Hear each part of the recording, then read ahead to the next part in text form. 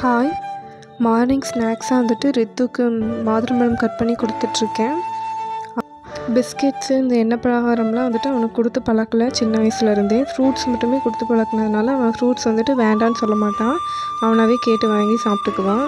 So நம்ம வந்து பழக்கிறதுல தான் வந்து இருக்குது குழந்தைங்க சாப்பிட்றது. அவனுக்கு ஒரு 10 மந்த்ஸ்லேருந்தே ஸ்நாக்ஸாக வந்துட்டு ஃப்ரூட்ஸ் மட்டும்தான் கொடுத்துருக்கேன். குதிரைவாலி தோசைக்கு வந்துட்டு மாவு அரைக்கலாம். மெஷர்மெண்ட் சொல்லிடுறேன். 1 கப் குதிரைவாலி அரிசி, 1 கப் இட்லி அரிசி, 1/2 கப் பச்சரிசி. நான் வந்து ரேஷன் அரிசி வந்து ஆட் பண்ணுவேன். அதுவும் வந்துட்டு 1/2 கப் ஆட் பண்ணியிருக்கேன். ரேஷன் ரைஸ் வந்து உங்கள் ஆப்ஷனல் தான். அப்படி இல்லைன்னா இன்னொரு கப் இட்லி அரிசியும் ஆட் பண்ணிக்கலாம். ஆட் பண்ணிட்டு நான் பேலன்ஸ் இருக்க இட்லி அரிசி வந்துட்டு ஸ்டோர் பண்ணி வைக்கிறேன். இப்போ இதை வந்து நம்ம ஒரு 4 to 5 டைம் வந்து நல்லா கழுவி எடுத்துக்கலாம். எடுத்து ஊற வச்சிடலாம்.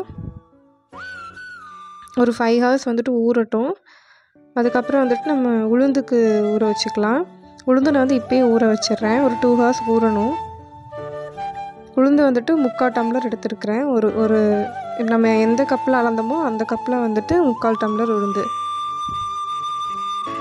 இதையும் வந்து கழுவி ஊற வச்சுக்கலாம். வெந்தயம் வந்துட்டு 1 ஸ்பூன் ஊற வச்சுருந்தேன். நான் வந்து வீடியோ எடுக்க மறந்துட்டேன். 5 hours ஆயிடுச்சு. நம்ம அரைச்சிக்கலாம். ஃபஸ்ட்டு வெந்தயம் போட்டு அரைச்சிக்கிறேன். ஆஸ் யூஷுவல் நம்ம மாவு இட்லி தோசைக்கு மாவு அரைப்போம் இல்லைங்களா, அதே மெத்தடு தான். இதில் வந்துட்டு உளுந்து அரைக்கிறதுக்கு முன்னாடியே வந்துட்டு ஒரு 1/4 டம்ளர் அவல் வந்து ஊற வச்சுருக்கேன். சப்போஸ் இட்லி ஊற்றினா வந்துட்டு இட்லி சாஃப்டாக வரணும் அப்படிங்கிறதுக்காக. நான் நார்மலாக தோசைக்கு அரைக்கும் போதுமே அதாவது இட்லிக்கு ஊற்ற போகிறதுனா வந்துட்டு நான் அவல் ஊற வச்சு தான் அரைப்பேன். அவல் ஊற வச்சு அரைச்சோம்னா இட்லி வந்து சாஃப்டாக வரும். அப்படி இல்லைன்னா அவல் ஊற வைக்கணும்னா தோசை வந்து நல்லா வரும். உளுந்து போட்டு இப்போ அரைச்சிட்ருக்குறேன். ஒரு 20 to 25 minutes ஆகும் அரைக்கட்டும்.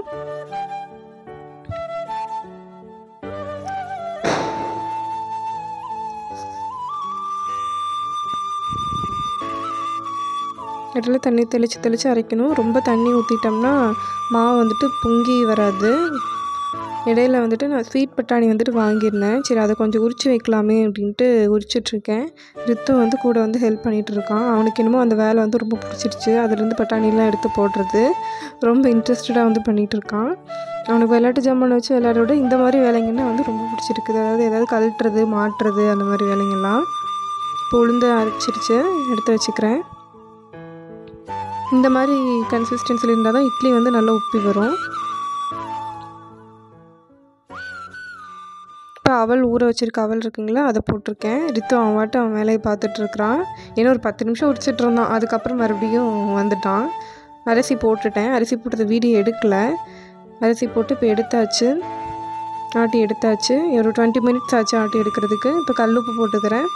கல்லுப்பு போட்டு மிக்ஸ் பண்ணி கையில் நல்லா மிக்ஸ் பண்ணி வச்சுக்கலாம் புளிக்கிறதுக்கு. எனக்கு இங்கே கோயம்புத்தூரில் ஃபுல்லாக குளிராக இருக்கிறதுனால ஒரு 14 hours பக்கம் ஆச்சு. ஈவினிங்கே ஆட்டிட்டேன். அடுத்த நாள் சாயந்தரம் பக்கம் தான் நல்லா பொங்கி வந்துருந்துச்சு.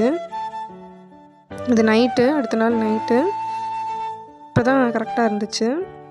ஃப்ரிட்ஜிலலாம் எதுவுமே வைக்க மாட்டேன், ஓப்பனில் தான் வைப்பேன்.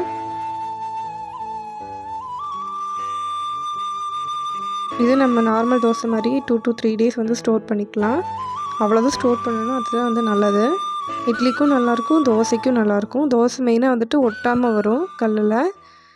ட்ரை பண்ணி பாருங்கள். ட்ரை பண்ணி பார்த்துட்டு எப்படி இருக்குன்னு சொல்லுங்கள். தேங்க்யூ.